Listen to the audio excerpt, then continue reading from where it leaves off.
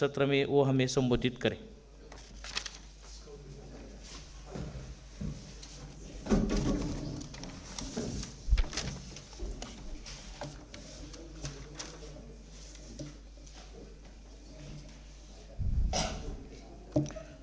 साथियों,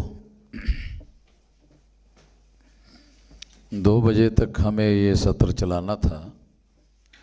1:56 का समय हो गया है, कि 4 मिनट ही बचे हैं। मगर मैं थोड़ा कुछ बातें आप लोगों को बताना चाहता हूँ, इसलिए कुछ समय जो है हम लोग आपका 5-10 मिनट एक्स्ट्रा ले सकते हैं। प्रास्ताविक में मैंने कुछ बातें बताई थी,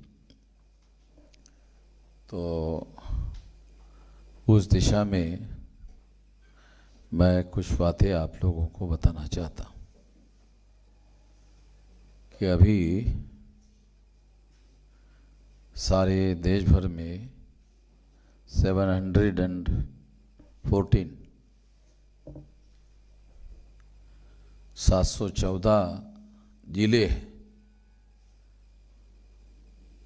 36 स्टेट में 714 जिले हैं। उसमें 567 जिले हम लोगों ने कवर किए हैं। तो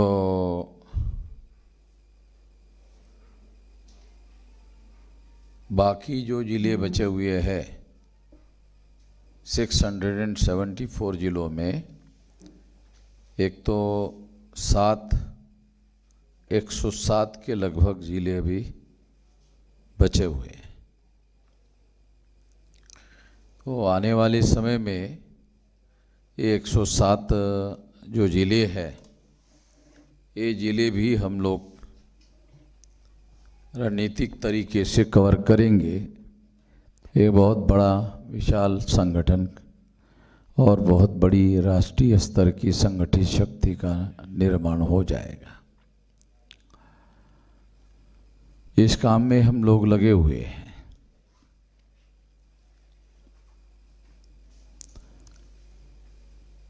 इसके अलावा बहुत जल्दी हम लोग हमारा ट्रेनिंग सेंटर भी शुरू करने की दिशा में आगे बढ़ेंगे, क्योंकि हमारे पास एक सेंट्रलाइज्ड ट्रेनिंग सेंटर होना चाहिए, जिसमें सारे देश के लोग जाकर ट्रेनिंग लेंगे। और ट्रेनिंग जो है वो डेली वहाँ ट्रेनिंग चलेगा। 365 डेज डेली ट्रेनिंग चलेगा। और ट्रेनिंग 3 प्रकार का होना चाहिए, वो वहाँ हम लोग लागू करेंगे। एक शारीरिक शिक्षण होना चाहिए, बौद्धिक शिक्षण होना चाहिए, एक शारीरिक शिक्षण होना चाहिए, एक बौद्धिक शिक्षण होना चाहिए, और एक चारित्रिक शिक्षण होना चाहिए।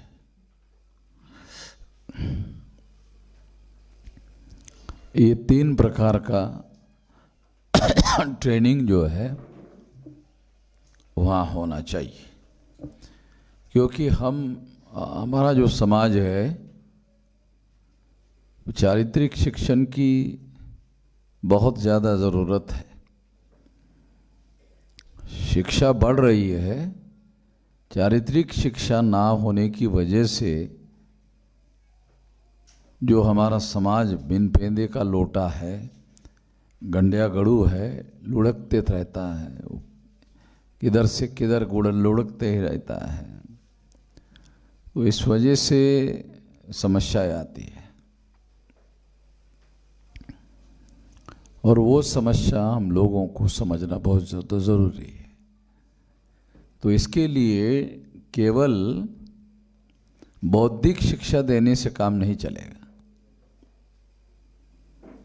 बौद्धिक से तो जानकारी, ज्ञान और विचारधारा की ही बात कुछ तक समझ में आएगी, चारित्रिक दृढ़ता जो है वो होना बहुत जरूरी है। शारीरिक बल के आधार पर आदमी समाज में टिक कर नहीं रह सकता। अगर ऐसे देखा जाए तो चारित्रिक दृढ़ता जो है और वजन, तो फिर गांधी जी का वजन ज़्यादा नहीं था, वो सिंगल हड्डी का आदमी था।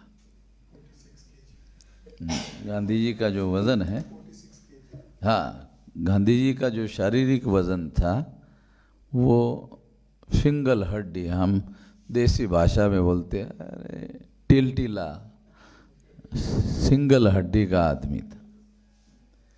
मगर वो चारित्रिक दृढ़ता होती है।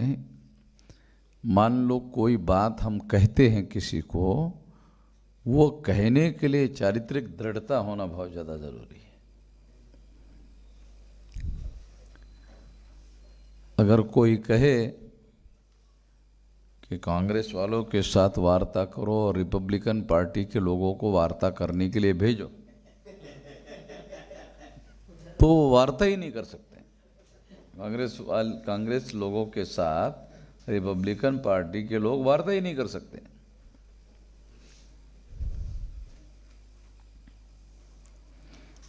तो ये वार्ता करने के लिए दृढ़ता, चारित्रिक दृढ़ता का होना बहुत ज़्यादा ज़रूरी है। उसके आधार पर वो बात कर सकता है, नहीं तो नहीं कर सकता।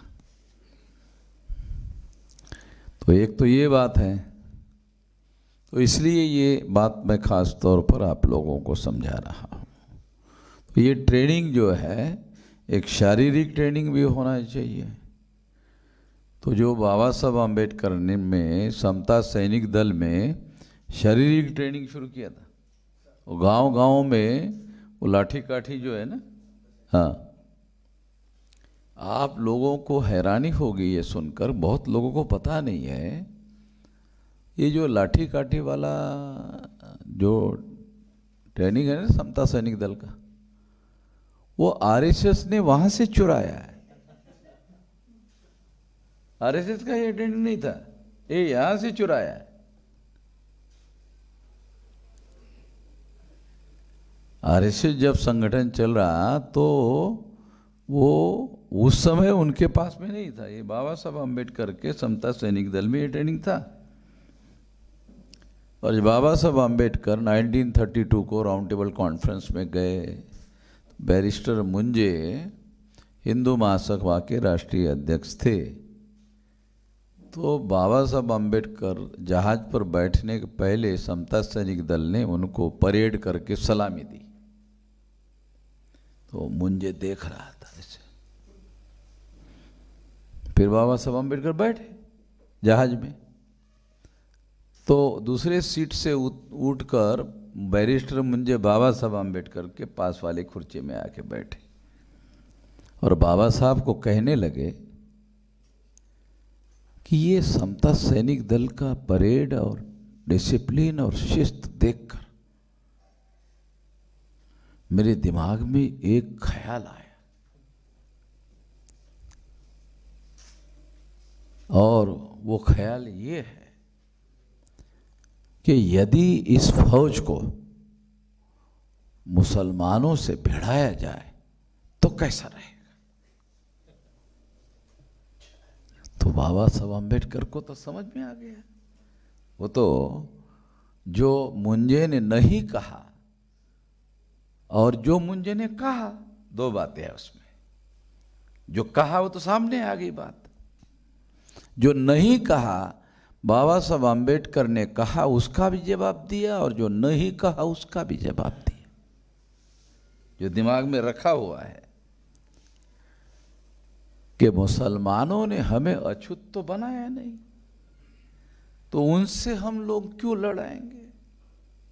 लड़ाना हो तो आप लोगों से लड़ाएंगे। हाँ, लड़ाएंगे तो आपसे लोगों से। आप लोगों ने हमको ये बनाया। तो आप सोचते होंगे कि ये बाबा साहब आम्बेडकर और बैरिस्टर मुंजे के बीच में डायलॉग था, वामन मेश्राम तो पैदा भी नहीं हुए थे, तो इसको कैसे मालूम हो गया? तो बाबा साहब आम्बेडकर लंदन में पहुंचे और पहुंचने के बाद होटल के कागज, वो उनके कागज थे, उस कागज पर उन्होंने वो चिट्ठी लिखी और इधर भेजी, तो वो अवेलेबल है, उसमें उन्होंने वो सारा का सारा लिखा। वो लिखा और मैंने पढ़ा।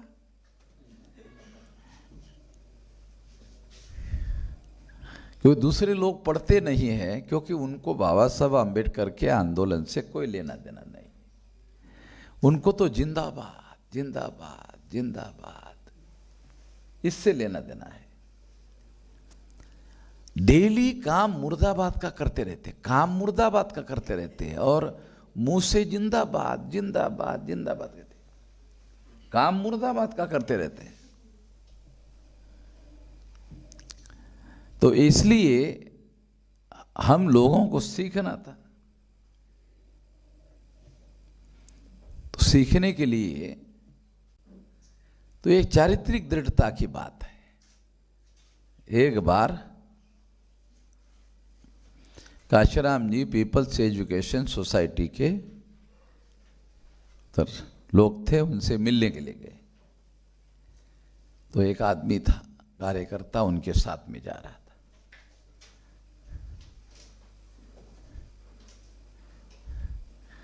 तो उसने, वो जो सेक्रेटरी था,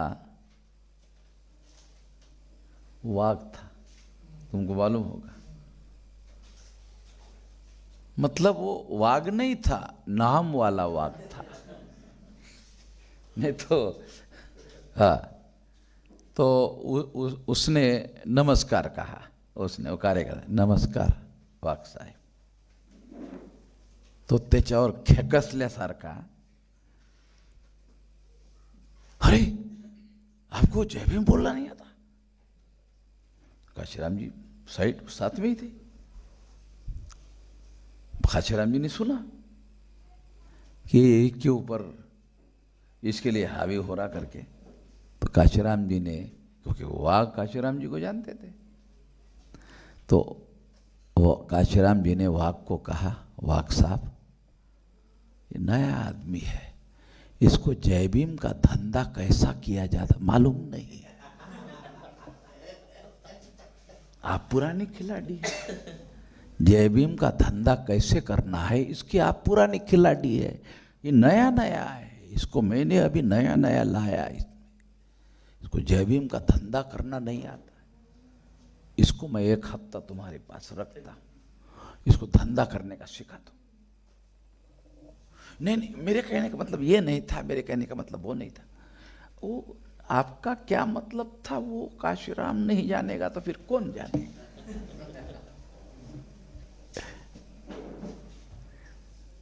तो चारित्रिक दृढ़ता के रेफरेंस में बात कर रहा हूं मैं। नहीं तो कुछ लोग बोले, अरे वामन मेश्राम भी विषयांतर पर बोल रहे क्या, विषय पर नहीं बोल रहे क्या, ऐसा लगेगा।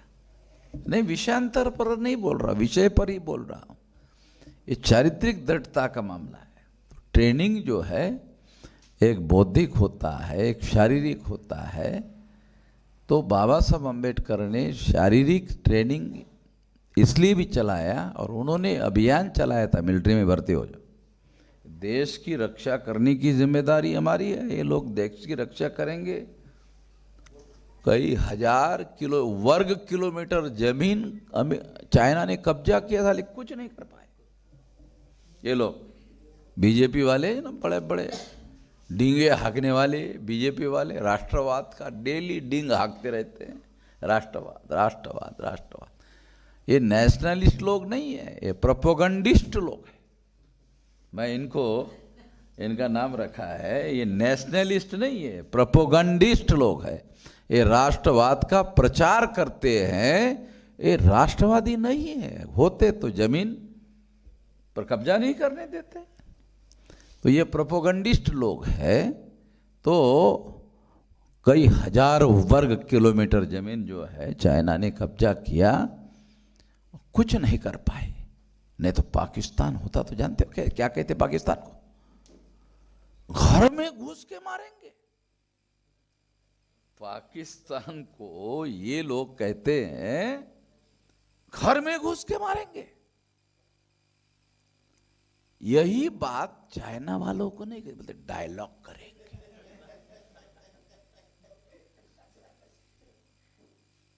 यानी कुत्ते की तरह है। कुत्ता देखता है कौन ताकतवर है, फिर कुत्ता क्या करता है, पूंछ जो है वो ऐसे ऐसे हिलाता है, अंदर छुपा लेता है। ताकतवर जब देखता है ना बड़ा कुत्ता, तुम लोग, मैं देहाती आदमी हूं, आप लोगों को मैं देखने से भी सीखता हूं। तो कुत्ता जो है जब ताकतवर होता है तो वो पूंछ ऐसा अंदर छुपा लेता है। रियल बता रहा हूं। तो ये नरेंद्र मोदी और ये आरएसएस वाले और बीजेपी वाले चाइना से लड़ने की बात जो है नहीं कर, नहीं डायलॉग करेंगे। मगर डायलॉग में जो डिसाइड होता है वो चाइना वाले अमल ही नहीं करते हैं, ऐसा भारत वाले ही कहते हैं। ये बीजेपी वाले, भारत वाले नहीं, वो डिसाइड जो हुआ वो चाइना ने अमल नहीं किया। तो उसको पूछो, जो डिसाइड हुआ वो चाइना ने अमल नहीं किया, नहीं किया तो फिर क्यों कह रहे हो दोबारा डायलॉग होना चाहिए? मेरा यह कहना, जब वो अमल नहीं कर रहा है तो दोबारा उसी से डायलॉग करना चाहिए। ये क्यों कह रहे हो? एक्शन करने की तैयारी क्यों नहीं कर रहे हो? एक्शन करेंगे, लड़ाई करेंगे, घूस के मारेंगे तो बड़ी बात है, छोड़ो, लड़ाई करेंगे ये क्यों नहीं कहते? नहीं, ऐसा कुछ नहीं कहते। नरेंद्र मोदी, आरएसएस, बीजेपी वालों की बात जो है ये लोग कहते रहते हैं कि इन्होंने ये जम्मू कश्मीर में हमने 370 लागू किया। चलो ठीक है, बड़ा काम किया, हमारा कहना है चलो भाई बड़ा काम किया। ये बताओ 370 जब लागू नहीं था तो जम्मू कश्मीर की जो भूमि है वो भारत में ही थी कि भारत के बाहर थी? तो वो जवाब देंगे नहीं, भूमि तो भारत में ही थी। तो तुमने 370 लागू किया तो क्या किया? 1 इंच जमीन जो है ये पाकिस्तान ऑक्युपाइड कश्मीर। भारत क्या कहता है कि जो भूमि पाकिस्तान ने कब्जा की, उस कब्जा किए हुए कश्मीर को भारत क्या कहता है? पाकिस्तान ऑक्युपाइड कश्मीर, पीओके भारत कहता है। पाकिस्तान क्या कहता है? आजाद कश्मीर। पाकिस्तान ने उसका नाम रखा आजाद कश्मीर। भारत कहता है पाकिस्तान ऑक्युपाइड कश्मीर। अगर वो भूमि तुम कहते हो, वामन मेश्राम नहीं कह रहा है, तुम कहते हो कि ये उन्होंने जबरदस्ती से कब्जा की हुई भूमि है, तो तुम मुझे बताओ कि 10 इंच जमीन हमने ऑक्युपाइड कश्मीर से निकाल कर भारत में शामिल की, बताओ कि नहीं नहीं 370 हमने लागू, अरे मगर 10 इंच जमीन लाई क्या, इधर जमा किया क्या? नहीं, 10 इंच जमीन भी भारत में शामिल नहीं किया। तुमने जब कोई पुरुषार्थ ही नहीं किया तो 370 300, अब 370 क्या क्या किया? क्या 370? 10 इंच जमीन तुमने इधर नहीं लाई।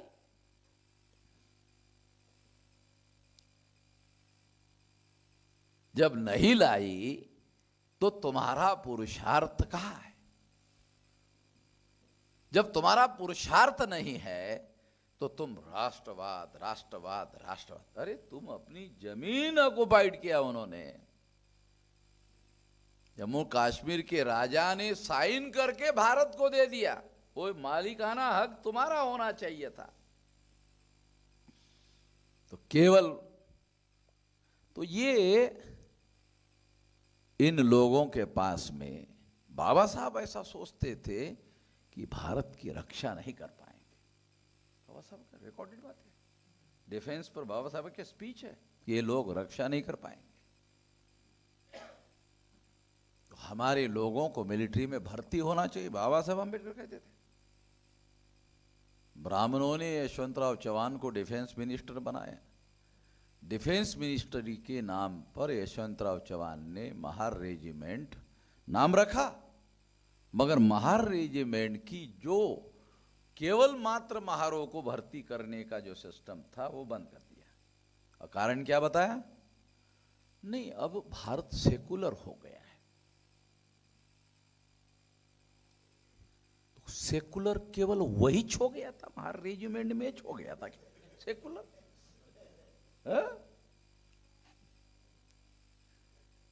जाट रेजिमेंट भी है।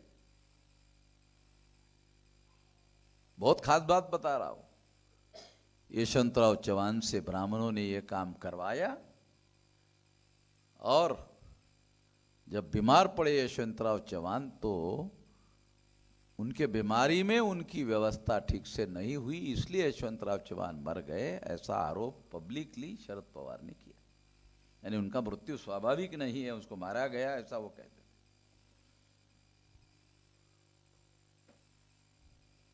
तो पुष्यमित्र शुंग ने सम्राट बृहदत्त मौर्य को मारा था। यशवंतराव चौहान और सम्राट बृहदत्त मौर्य की कंपैरिजन करो तो कौन ज्यादा ताकतवर था? सम्राट बृहदत्त मौर्य सबसे ज्यादा ताकतवर था, उसको ब्राह्मणों ने मारा।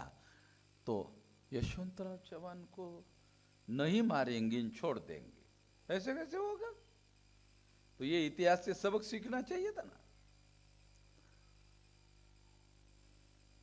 तो ये बात मैं खास तौर पर कह रहा हूं, तो ये पुरुषार्थ की बात जो है नहीं कर रहे हैं, तो हमारे लोगों को ट्रेनिंग की जरूरत होगी, बौद्धिक ट्रेनिंग, शारीरिक ट्रेनिंग, और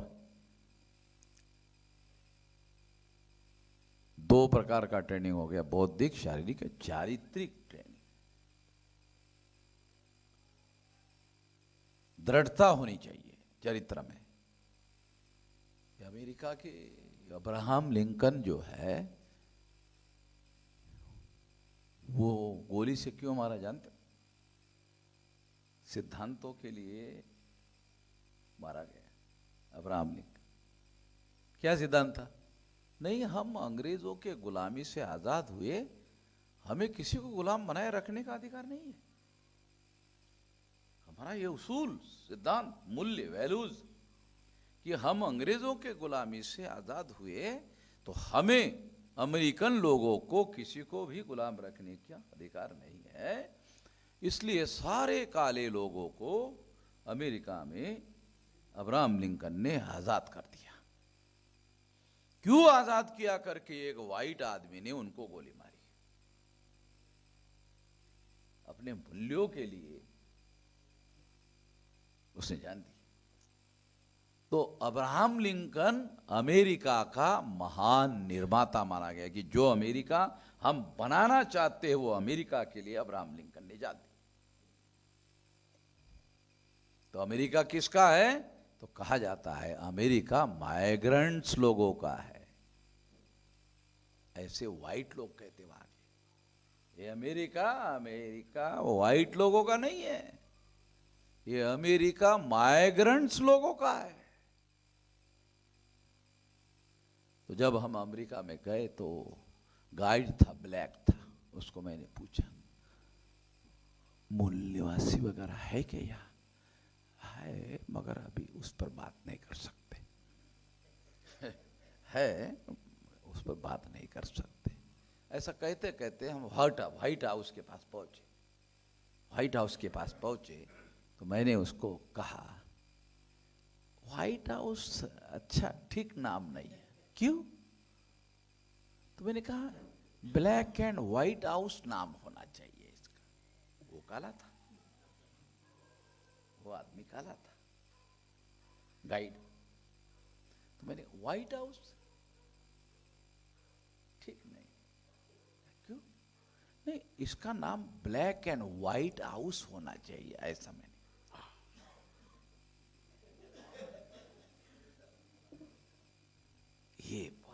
बहुत अच्छा किया।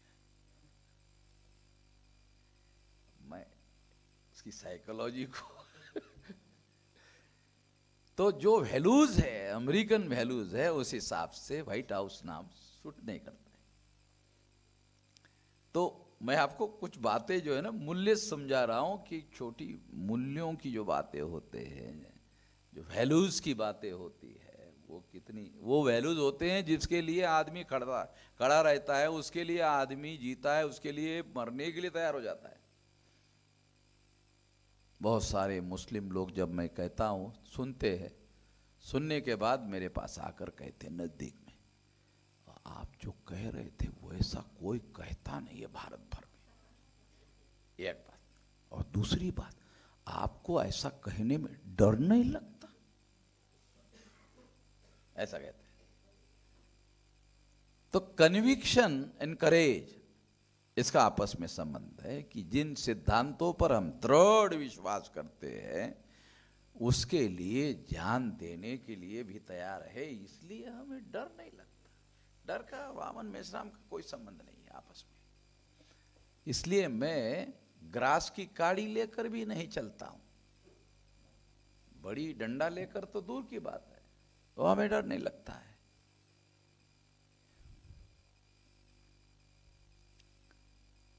उधर गुजरात में जब कार्यक्रम करने के लिए अनुमति नहीं दी तो मैं गुजरात में जाकर खुद पुलिस स्टेशन में जाकर अरेस्ट करवा लिया आर्टिकल 19 के लिए। पहला ये उदाहरण होगा भारत में कि संविधान का मौलिक अधिकार लागू करवाने के लिए कोई आदमी जेल में गए।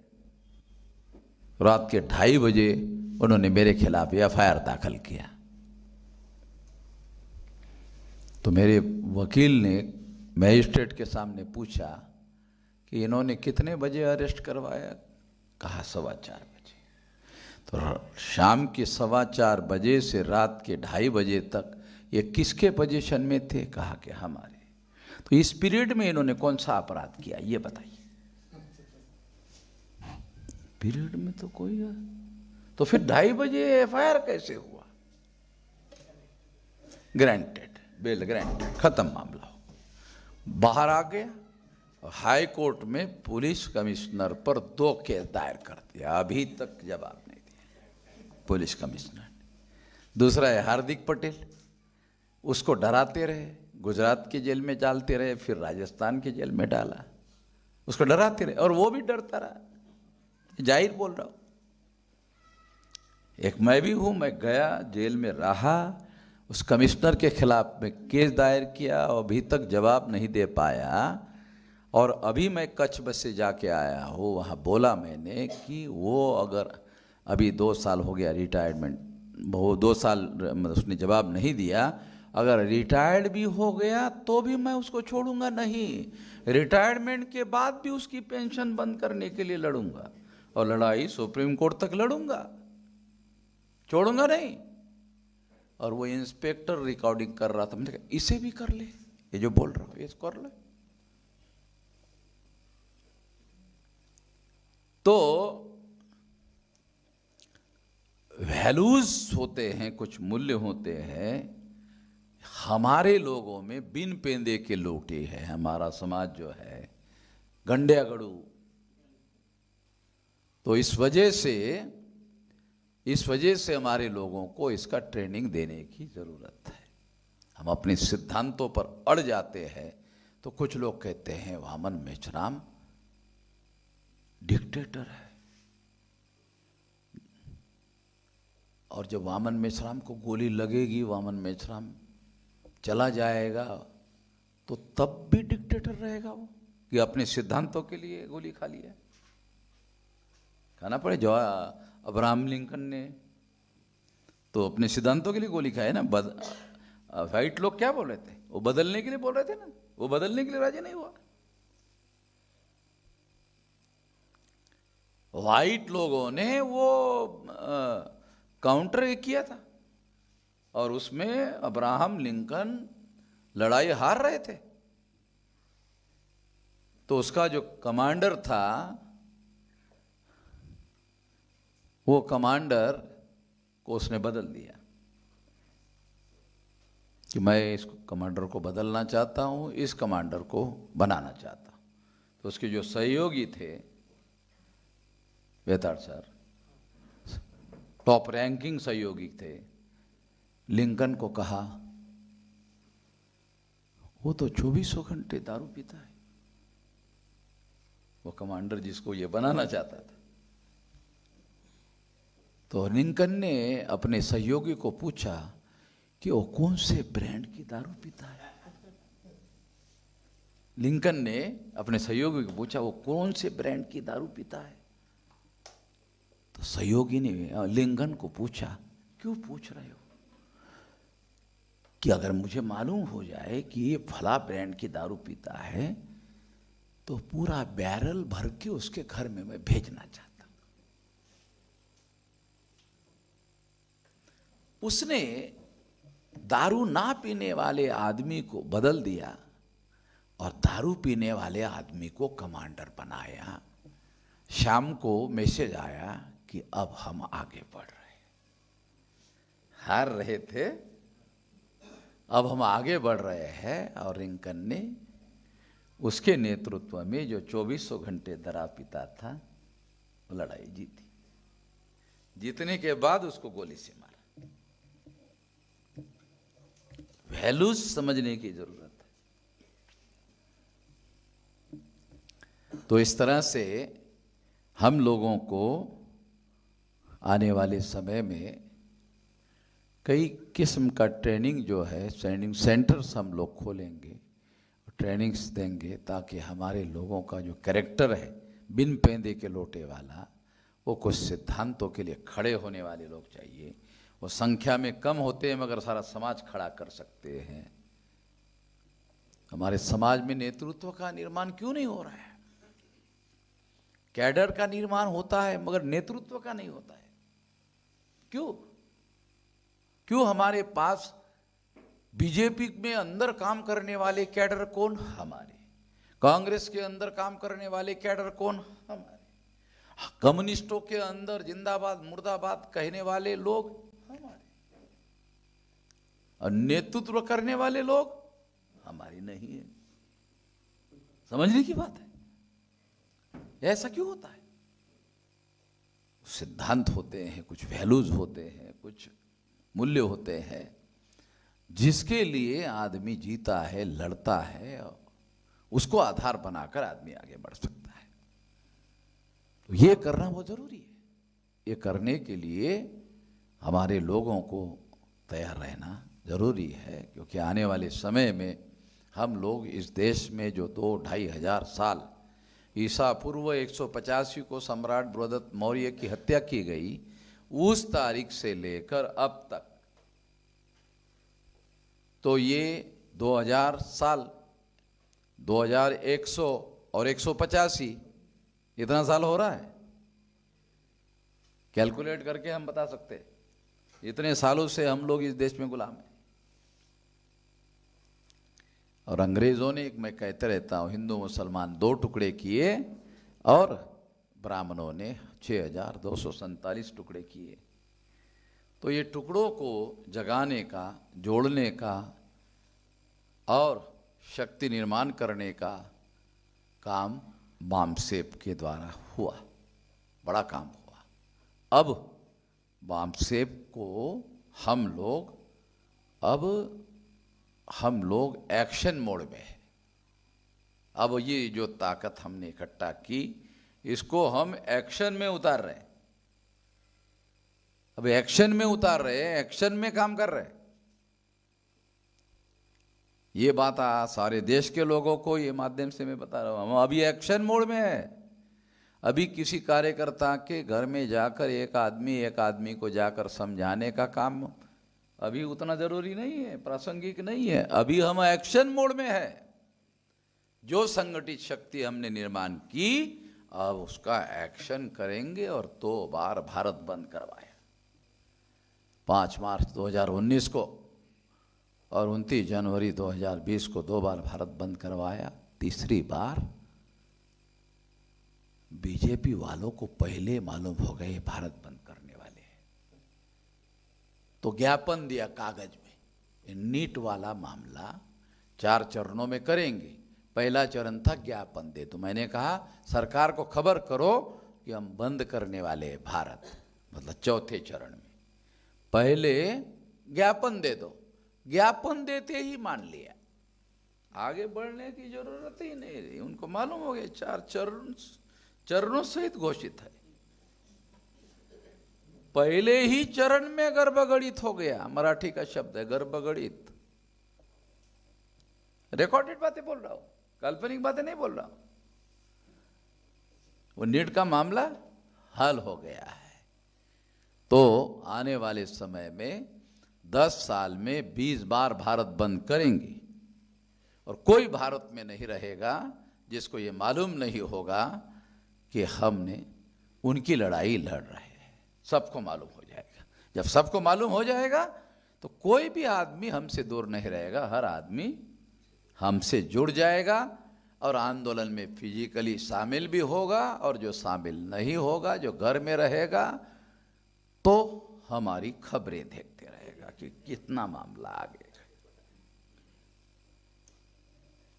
तो मामला यहां तक हम लोगों ने पहुंचाया है, और मैं ऐसा मानता हूं कि अब 20 साल में इस देश में ब्राह्मणवाद का राम नाम सत्य होगा। इस काम के लिए काम करना है, ये बात ध्यान रखना होगा। हम लोग वर्चुअल कर रहे हैं क्योंकि डिसकंटिन्यू नहीं होना चाहिए हमारा कोई काम। हमारा कोई काम डिसकंटिन्यू नहीं है, चालू ही है, बंद नहीं करेंगे, चालू रखेंगे। इसके लिए मैं ये काम करने के लिए खास तौर पे उत्तर प्रदेश से यहाँ आया हूँ, और यहाँ आने के बाद 29 तारीख तक ये होगा, और 1 तारीख का भीमा कोरेगांव का कार्यक्रम किए बगैर फिर मैं यहाँ से जाने वाला नहीं हूँ। पुलिस वालों को भी हमने बोल दिया है कि नहीं, भीमा कोरेगांव का करके जाऊँगा, क्योंकि हमारे पुरखों ने किया तो फिर हमको तो करना पड़ेगा ना।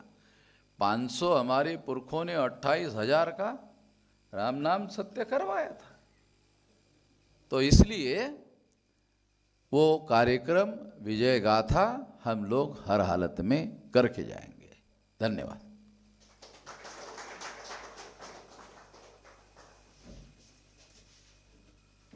धन्यवाद मेश्राम साहब। इसी के साथ ये उद्घाटन सत्र का समापन होता है, और जो अगला प्रबोधन सत्र है वो समय पर 3:30 पर शुरू होगा। अगला सत्र जो है 3:30 बजे शुरू होगा। सभी साथियों से अनुरोध है कि वर्चुअल और फिजिकली भी जो साथी उपस्थित है वो 3:30 बजे उपस्थित रहे। धन्यवाद सर।